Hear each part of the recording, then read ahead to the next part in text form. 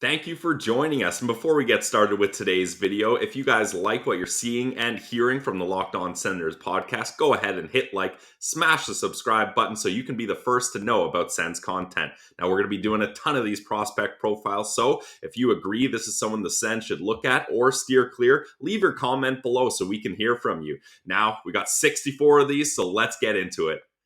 All right, coming in at number 11 on our Locked On Senators draft rankings, we are going back to Russia, to Magnitogorsk in particular, with an average of 13. We've got at 11th, Danila Yurov. Your thoughts on the big sniper from Russia? It's so funny these two are paired together, Ross, because there's some similarities here. Because Danila Yurov, he plays over in Russia, and I should I get into my KHL rant right now, or let's No. profile him a little bit, and then I'll get into that. Get the profile done here. There's the Yes. card, and then let's get into Wind his me up a strength. little, and then I'll go here. Yeah, well, So that bottom banner, I think, says it all. yes, if you're watching on YouTube, that bottom banner, or if you're listening, sorry, the bottom banner says 0. I repeat, 0 points in 41 KHL games. Now that's regulation and playoffs. I feel like that emphasizes things rather than like softens it. But he's a 6'1", 178-pound right winger, left shot, classic Russian sniper. And the rankings, I'll let you go over the rankings, Ross, here, but they're very telling how there's up and downs for this player here. Yeah, 100%. And when you look at the Russian factor, I'd say he probably ends up going late teens, early 20s versus at the high end of this, because there are a lot of scouts who have him in the same range. Like Bob McKenzie's at 8, Craig Button and Chris Peters are at 11. Scott Wheeler's at 12. I forgot to mention Corey Pronman at 10. So that's all bumped pretty tightly together. And then Elite Prospects is all the way down at 23, just lower on him in general. With Magnitogorsk in the MHL, so that's the junior league in Russia, 23 games, 13 goals, 23 assists, good for 36 points with 8 penalty minutes mixed in there as well. What do you like about this player most? Ross, this is a tough question for me because from all the scouts we look at, like I use Wheeler, Pronman. I watched a video on him from Will Scouching, McKean's. There's so many elite prospects. There's not one defining thing that I could find about Yurov that I'm like, yep, that's his thing. That's why he's so high rated. I think it's the opposite of Lambert, right? Like Yurov is, I'm going to butcher this saying, but he is, the sum of his parts are better than each part individually. Did I get that one right? Yeah. Yes. Okay, good. So that, like, he's a more well-rounded guy that I think scouts are thinking and projecting that can play a pro game safer than Lambert. Like, he's going to be able to hang with the pros just because he's got a better, well-rounded game. I'm fairly low on Yurov here, so I don't have a whole lot much more here, Ross. He's able to make simple passing plays, and he keeps the puck moving, which is great. EP mentions how he's a powerful skater with good stride mechanics, because they love their stride mechanics, and he works well defensively for pucks. That's kind of all I have about him. Like, he is such a clouded prospect. Yeah, he certainly is, but I would say well-rounded is a fair way to have him. It's funny, in the final game report from Elite Prospects with David St. Louis, who's coming up soon on this show, David St. Louis said in one of the games, he showed his handling skills multiple times, including a sequence to start the game where he won the zone, beat a defender one-on-one by passing the puck behind him, and then stick lifting him as he tried to get it before passing to a teammate. Few players in the draft can do that. Actually, maybe only Brad Lambert. So again, a little comparable there with the man we just profiled. So high risk, high reward for me. I don't even know when and if he'll come over. I think he could be one of those Russians that stays in the program he's in right now, which he's grown up in for at least 2 or 3 years. So a project even just from that. But then when you look at kind of the raw tools of his game, you're like, all right, like, is there that much upside? Because he was a guy, again, just like Lambert, who 2 years ago, you're in the conversation as a top 5 pick, and now you're looking at more of a teen. So I like my prospects, and I know the Senators do too, where as they get closer to the draft, you know that it's in the back of their head too, right? So they have that cherry dangling in front of or the carrot dangling in front of their face, and they're trying to get to it, work harder, play better, up the ante.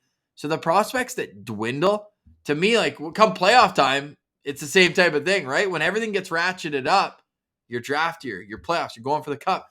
I want you to extend your game, play better, reach your potential. And it seems like as closer to these guys get to the draft, they're falling off the wrong way. Yeah, and I think now's the time for me to get into my KHL rant. Like, again, I fully admit I don't have full comprehension of how development of players happens over in Russia. My scouting trips there have been very limited. My intel with Russian scouts and hockey players is very limited. But this Ross, I will not understand. Like, he played so many games in the KHL, 21 games in the regular season, 0 points. So I was like, okay, I know KHL prospects, they're not playing many minutes. This guy's not playing many minute. 1 minute, Ross. I looked at his game logs. There's around 20 games where he plays less than a minute. I put the bar at 1 minute of time on ice, and I counted right around 20 games where he did not exceed 1 minute played. Like, so one shift. He has handfuls of games with just one shift, 36 seconds a game played. And what is the point here? Like, he only played over 10 minutes in the KHL once. He averaged 3 minutes and 19 seconds. Now, Will Scouch in his video, he justifies these minutes saying when he did get out there, he wasn't doing much. And it's not like the coach is like, that was a good shift. Like, I'm going to tap him on the back to jump over the boards pretty soon here. But what is poor Danila supposed to do when he gets 36 seconds? And if he has one bad turnover, he's sitting on the bench for the next 3 periods. Like, what's the poor kid supposed to do here? And he dominates at his own age level, but he doesn't really get a sniff in the KHL. And you mentioned he's a guy that could end up staying over in Russia longer.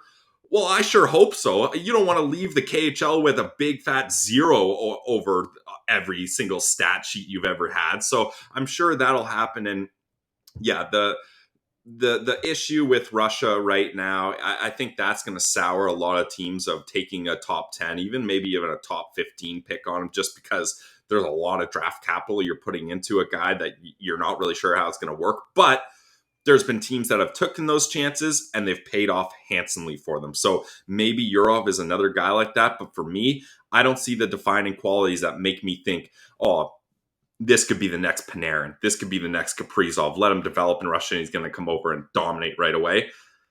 I don't see it. And guys like Scott Wheeler mentions in his blurb about him, I'm trying to find it here. What a great word. Blurb. That he's really, really into him as a prospect. Sorry, I'm not finding it, so I'll just move on. But like Scott Wheeler is really enamored by Yurov. Scott's a friend of the show again. So here we go. Boom. There you go. There's his blurb.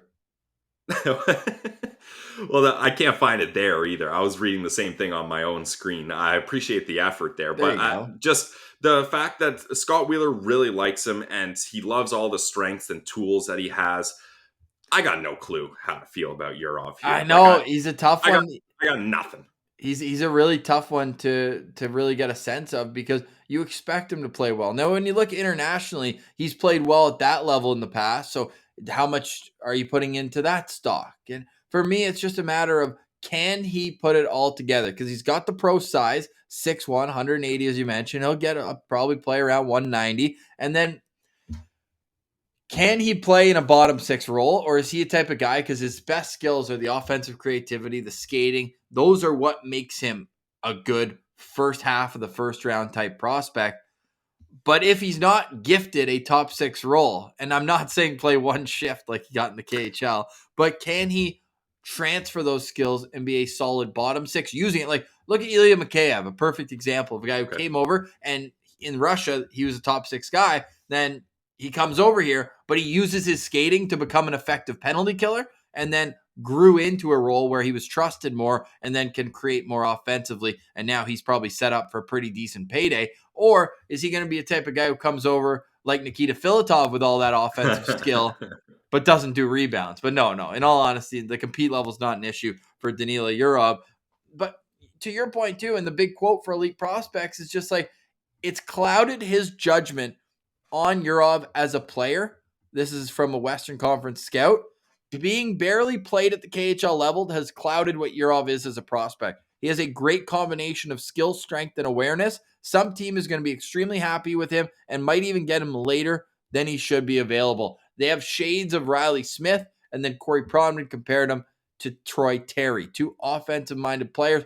Maybe Riley Smith a little less so, although he blew up in those couple of years on the Misfits line there with William Karlsson and Jonathan Marchessault, but probably more of a middle six guy. And at this stage in the draft, if you're looking around 10, 15, maybe it's a safe projection, but I'm clouded on him as well. But I'll give him 2 stars. I don't think it's going to happen just based on the Russia factor, but I think that he's a little easier to say will be an NHLer than Brad Lambert, because Brad Lambert's just so hit or miss.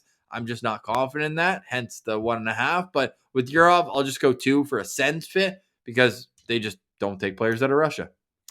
And like, what I'm trying to, in my mind, I'm trying to think like which team would be like, yep, that's our guy. Like where would you be in the not rebuilding, but where would you be in your franchise's state to be like, yes, we're going to use a top 20 pick on this player? Like, why would that be the decision you make? And again, it's because I don't have a lot of info on this guy. It's cloudy. So I don't see, like, why would the Sens take a chance on him? For me, there's 2 sides of this. Either you love him and you're banking on him getting better development options. Yep. AKA playing more than 1 shift a game. Yeah. Or you're totally scared by the unknown and you don't like it. I'm on the latter half of that. I'm totally scared by the unknown. I would not use a first-round pick on this guy, and I got him at 2 stars, Ross. 2, so we're both 2 stars on Danila Yurov? Yeah. All right, yeah, I understand why, but I could also understand if someone's listening, is pounding their screen or their steering wheel, just being like, no, this he's got that it factor. He's going to do it. He's got the combination of skill, size, strength. I don't know if he has that it factor, because what is it for him? Yeah, like, I haven't seen any scouts be like, this is where he thrives. This is what he does. It's just kind of like, he does this a little better than average. He does this a little bit average. Put those together, he's a bit better average prospect than most. That's I will say the earliest he goes is Columbus at 12 because it's their second pick in the first round. They've had success. They took a player out of Russia there, Chinikov, just a couple of years ago. Or another team that took a Russian in the first round recently, the Nashville Predators, who took Askarov, and they've had Yakov Trenin's been a really good player there for them. And I could see them trying to go with a little bit more of a project for the Nashville Predators, who I believe picked 17th in this first round. So I have him still going in the teens, though, even with the Russian factor considered. It just might be a little later on with Danila Yurov.